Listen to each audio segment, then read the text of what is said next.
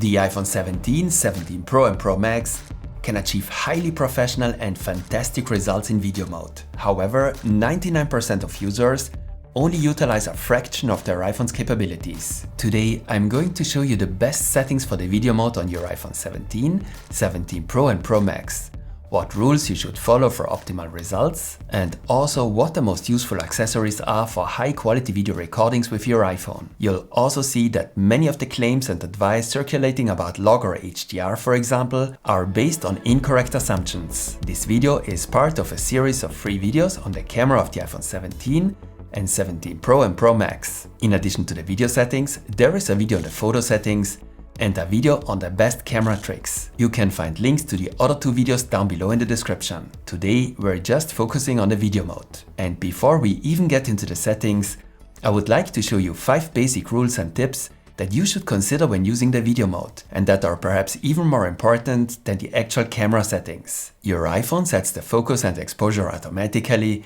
and this usually works very well. Faces are recognized well and the automatic focus is extremely fast. But especially when you move around and perform camera movements during the recording, it often happens that your iPhone automatically adjusts the focus and exposure during the recording. This rarely looks good and professional. I therefore fix the focus and exposure as often as possible. You can do this by tapping and holding on the object you want to have in focus. The AEAF lock icon appears at the top of the screen. The exposure and focus will now not change even if you move the iPhone. If you are still not happy with the exposure, you can adjust it using the sun icon next to the yellow square. If you swipe the sun up, the image will get brighter. If you swipe it down, it will get darker. This works when focus and exposure are locked, as well as when the automatic is active. However, when a new focus point is set, your adjustments are cancelled. When shooting video, it can be useful to constantly overexpose or underexpose your image slightly, regardless of whether the focus changes or not. Remember that correct exposure is more important when shooting video than when shooting stills, especially because the frames of a video file don't contain as much information as individual photos and therefore can't be edited as well. If you swipe with your finger upwards at the bottom or tap on the icon at the top right, 4 additional icons will appear. This icon here stands for exposure compensation. If you tap on it, a slider will appear with which you can adjust the exposure. If you adjust the exposure in this way, the negative or positive value is retained and all further shots will be underexposed or overexposed. But why should you even deviate from the automatic exposure? The fact is that the automatic exposure of the iPhone works incredibly well, and highlights, that is very bright areas in the image, are also very well protected by the extremely high dynamic range. Exposure control on the iPhone is therefore less about preventing burnt out highlights and more about creative control. In other words, what mood do you want to convey, and should the image therefore be a little brighter or darker? Overall, the iPhone tends to expose the entire image a bit too brightly. If you want to achieve a more cinematic look, it makes sense to reduce the exposure slightly, for example to -0.7. This can also be done using the camera control button. Tap it twice lightly, select exposure and then adjust the exposure. But this only works if camera adjustments is enabled in the settings of the camera app under camera control.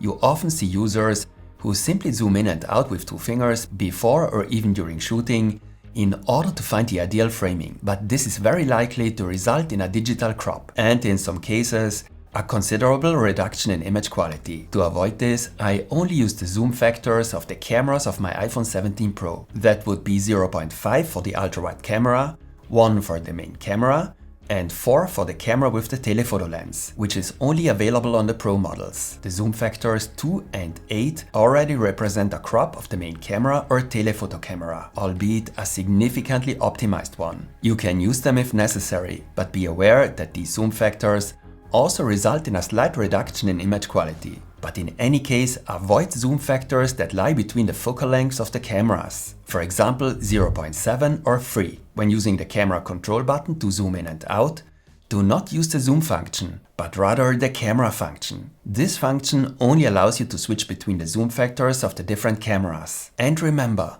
the choice of camera not only affects the framing, it also influences the image quality and the look of the shot. The best camera on your iPhone is the wide main camera, which due to its larger aperture and larger sensor, achieves by far the best results, especially in low light conditions, in the evening and also indoors. The telephoto lens has the smallest aperture and is therefore not so suitable for low-light shots. But as it has the least distortion, it is particularly suitable for close-ups of faces. In contrast to the ultra-wide lens, which is not suitable for close-ups of people due to its very strong distortions. But only the ultra-wide lens has a special ability. It can focus extremely close and is therefore suitable for extreme close-ups. In other words, macro shots, which can also lead to cool results in video mode. But there is also a problem. And that brings us to my fourth tip. If you use the main lens of your iPhone and get too close to the subject, the camera automatically switches to the ultra-wide lens, as this is the only lens that can focus very close. This happens in the background and is not indicated here. For a seamless transition, the image from the ultra-wide lens is heavily cropped, resulting in a very poor shot and image quality. To avoid this, you should activate the macro control feature in the settings of the camera app. Now, whenever the macro mode is automatically activated, a yellow icon with a flower appears. When you tap on it, you disable the macro mode, and your iPhone's camera will no longer automatically switch lenses when you approach an object. This way, you can control the macro feature better. So far, we've only talked about the three main cameras. What about the new center stage selfie camera? The new front camera on the iPhone 17 and 17 Pro has a new, larger sensor that is interestingly square. The cool thing about the square format is that you can hold the iPhone upright, meaning vertically, and switch between vertical shots in portrait mode and horizontal shots in landscape mode without turning it. To do this, simply tap on this icon. This can be useful if you need both formats and want to film yourself. The new center stage camera also has a picture-in-picture feature that lets you take shots with the front and one of the back cameras at the same time. You can easily move the position of the small image with your finger. Both of these features are cool and interesting, but there's one thing you should be aware of. Even though the selfie camera has a new sensor and takes good shots, you'll still get much better results with the main rear camera. This is partly due to the significantly larger sensor of the main camera. Yes, it's a bit awkward to film yourself with the rear camera, simply because you can't check the framing on the display, but there are various tools available to make this possible. If you use my favorite iPhone gimbal, the Insta360 Flow 2 Pro, when filming, you can check the framing here on this small mirror. But there is also an additional screen that you can attach magnetically to the back of your iPhone. This way, you can film yourself with the rear camera when vlogging and check the framing on the additional screen. This is the phone vlog monitor kit from SMALLRIG. It also includes a remote to start recording from a distance. And that brings us to an interesting and important topic that we should look at before we get into the best video settings. The most useful accessories for filming with the iPhone. Except for the Flow 2 Pro, all the accessories I'm showing you today are from SMALLRIG. I've been using their accessories for years, because SMALLRIG makes very high quality accessories for filmmakers at a reasonable price. That's why I'm glad that SMALLRIG provided me with some of their latest and best iPhone accessories for this video. But this video does not contain an additional paid sponsorship. If you want to take more professional shots with your iPhone, there is one accessory you can't do without. A grip that allows you to take stable shots and film interesting movements. One example of a really good grip is this Transformers Dual Handheld Video Kit. This is the Megatron edition. It includes two handles,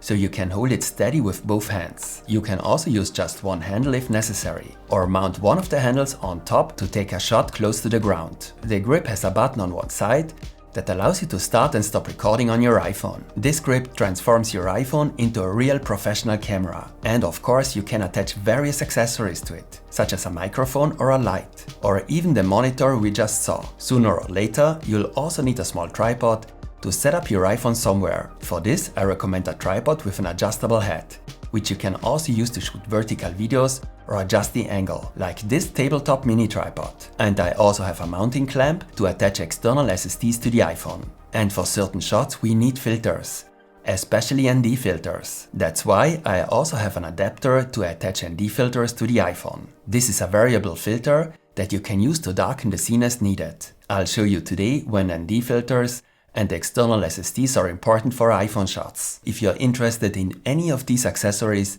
you'll find links to them in the video description. Okay, it's time to take a closer look at the recording settings in standard video mode. To make this video a little clearer, this section is divided into 14 parts, corresponding to the 14 most important settings. And don't forget to give this video a like and watch it for as long as possible. This helps with the algorithm and is the only way others can find this video too. So thanks for that. Let's start with the two most basic recording settings, which are also among the most important: the settings for resolution and frame rate. As far as the resolution is concerned, you have the choice between HD, that is 1080, and 4K. Since today, as I said, we're talking about how you can achieve the best possible video quality with your iPhone, you should choose 4K here. This leads to a few advantages and disadvantages. The image has a much higher resolution than an HD image. It therefore looks much better, especially on larger screens. You can also crop in and adjust the framing in post without this immediately leading to a significant drop in image quality.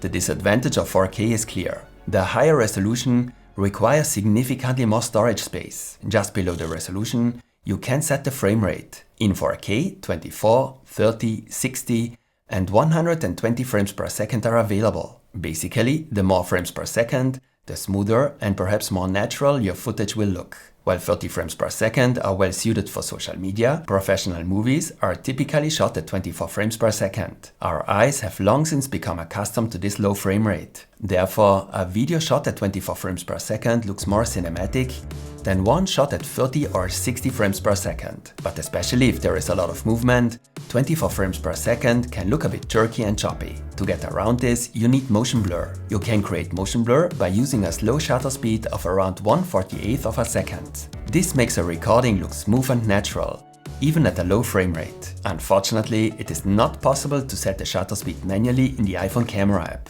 But Apple offers an additional free app for professional video recordings that allows you to do this: Final Cut Camera. Unfortunately, the function is somewhat hidden here. Activate the settings at the top, then select Exposure Compensation and tap on the A at the bottom right. The app will now switch to manual mode, allowing you to adjust all exposure settings manually and set the shutter speed to 1/48. But you will see that this setting usually leads to overexposure in daylight, as the exposure time is relatively long. You therefore need to darken the scene somehow. To darken the image, you can use the filter adapter we saw earlier and an ND filter like this variable ND filter from SMALLRIG. The slow shutter speed and the motion blur look good, but they also have an impact on the electronic stabilization. So you should use your iPhone on a gimbal or tripod. As you can see, it's not that easy to get the perfect image. If you find the extra steps of using another app and ND filters too cumbersome, I would recommend shooting at 30 frames per second instead,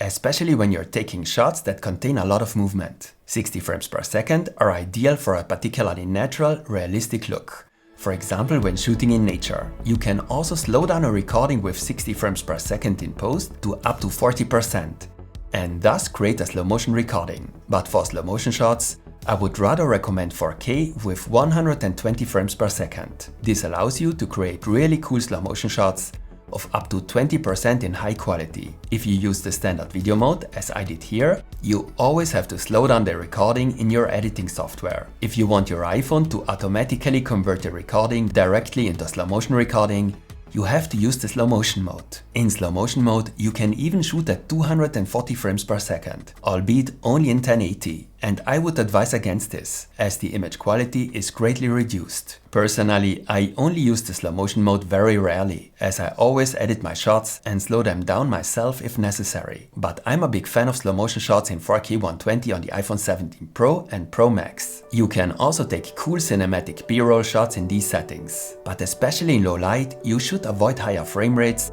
such as 120 or even 60 frames per second. This is because in low light, they are a great disadvantage for the image quality, as there is less time available to capture light. In low light, you will therefore achieve better results with 24 or 30 frames per second. In short, 24 frames per second for a particularly cinematic look. But you need motion blur when there is a lot of movement. 30 frames per second are a good compromise for most shooting situations, and 4K 120 for cool slow motion shots. If you tap on the icon with the running man here at the top right, you activate the action mode. The action mode leads to a significantly improved electronic stabilization of the shot. Similar to an action camera, your iPhone will stabilize recordings with movement much better, but you should only activate the action mode if you really need it, because it has decisive disadvantages. It leads to a strong crop of the image. This means that the field of view becomes significantly smaller, and not only that, the image quality also suffers heavily under the action mode. The maximum resolution is now limited to 2.8K, For optimal image quality, you should therefore avoid using the action mode and, of course, also fast movements during the recording.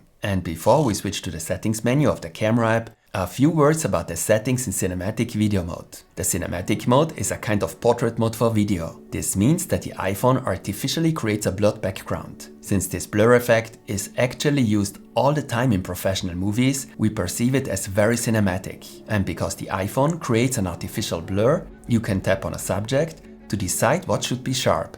That is in focus. A yellow rounded bar appears. If it is a person or something else that is moving, you can activate tracking with another tap. The bar changes and the AF tracking lock message appears. The iPhone will now try to keep the subject in focus, even if it is moving. If you want to lock the focus on a certain spot, you do this as in normal video mode by tapping and holding on a spot. Now the focus remains on this spot, regardless of whether subjects are moving in the image. In cinematic mode, you can only use the selfie camera and the 1x main camera, either with the standard field of view or with the 2x crop.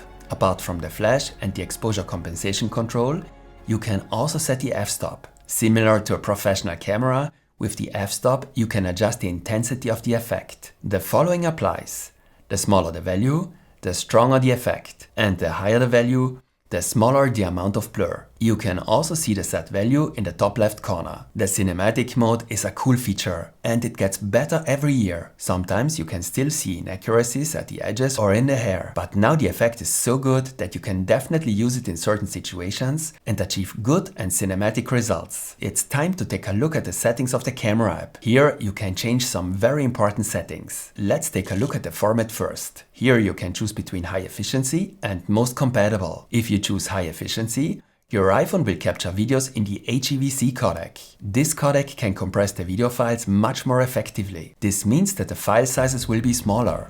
And I mean significantly smaller. Problems may only occur if you transfer these files to an older computer. But apart from that, high efficiency has no disadvantages and the image quality is just as good. Therefore, I would recommend using the high efficiency mode. This is necessary anyway if you want to shoot in 4K 60, 4K 120, in cinematic mode or videos in HDR. And that brings us to the next important topic: HDR and the question of whether you should capture your videos in HDR. You can switch the HDR mode on and off in the record video menu. With HDR, your iPhone can capture and display video clips that have significantly higher brightness values than a normal video clip. This means that the very bright areas in the image, for example light sources, can be displayed much brighter than with a normal video. And the difference is huge. This makes the footage look much more realistic and natural. It has much more contrast, because the difference between very dark and very bright is much bigger. In addition, your iPhone uses a 10-bit color depth for HDR recordings. So there are many more color gradations between dark and bright. All this, of course, allows for a much better image quality. However, there is a crucial catch. You need an HDR screen to display the footage correctly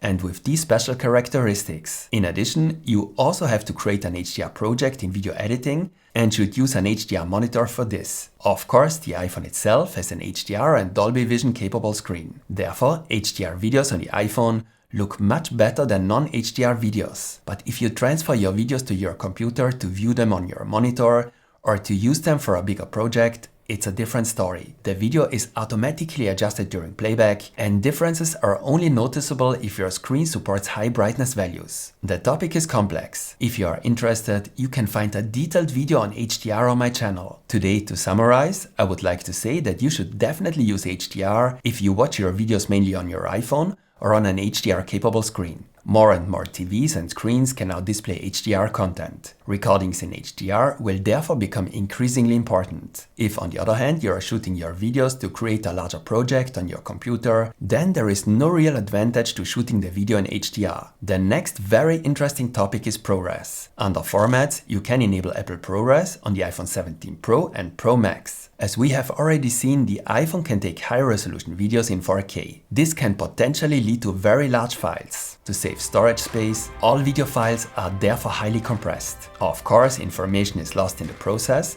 and artifacts can also occur. This compression can also slow down the editing process of the video if your computer doesn't have enough power. With ProRes, Apple has developed its own codec that is particularly well suited for video editing. ProRes therefore has advantages when you edit your videos and also offers better image quality because the video files are much less compressed. The disadvantage is obvious. The video files are bigger, and I mean a lot bigger, about 20 times as big.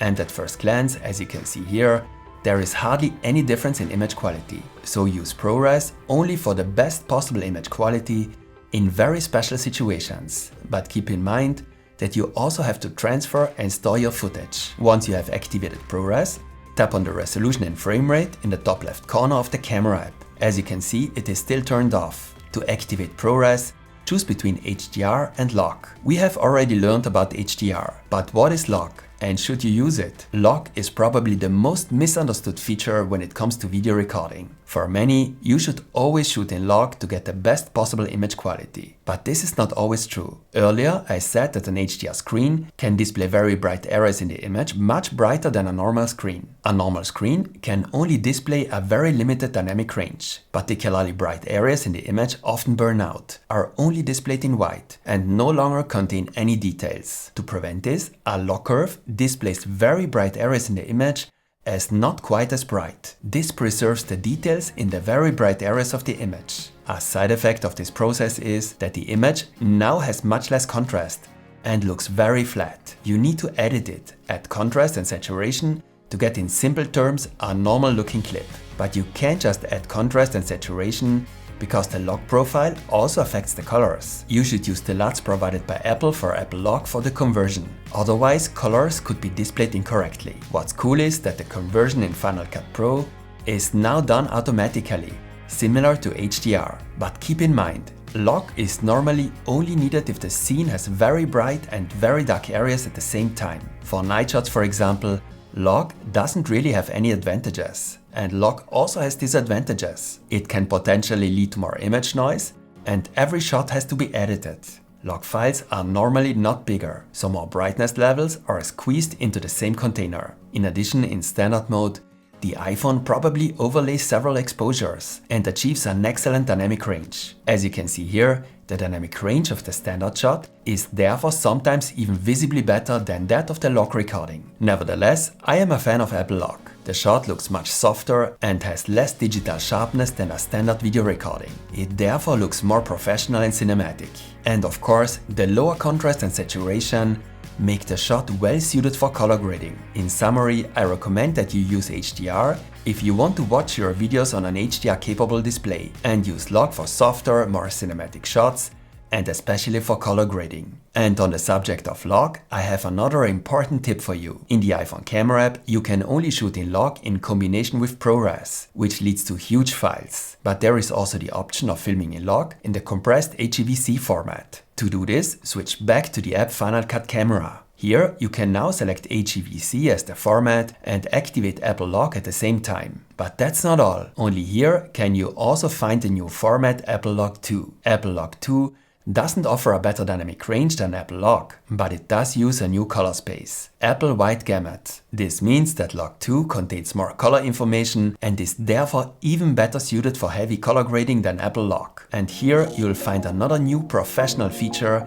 that was introduced with the iPhone 17 Pro, Apple ProRes RAW. ProRes RAW is a professional video format that preserves and stores even more unaltered information than the conventional ProRes format. In particular, information about colors and white balance is stored unchanged. This allows for even more flexibility in color grading your recordings. But as you can see here, recording in ProRes RAW is only possible if you connect an external hard drive. And do you remember the SMALLRIG mounting clamp for external SSDs? It's perfect if you need to connect an external SSD to your iPhone, for example for recordings in ProRes or ProRes RAW. But let's go back to the iPhone camera app and let's take a look at the remaining settings in the record video menu. Right at the beginning, you can set your default frame rate at which the video mode will start. If you live in the PAL region, which would be most states outside the US and Canada, you can activate the PAL frame rates here. This would be 25 frames per second instead of 24. This will reduce flickering problems when shooting video in artificial light, provided you want to use such a low frame rate, of course. As we saw before with the action mode, the electronic image stabilization stabilization leads to a crop and a smaller field of view. As you already know, the iPhone electronically stabilizes recordings in the video and cinematic mode even without using the action mode, although not as heavily. Here you can turn off or reduce the stabilization.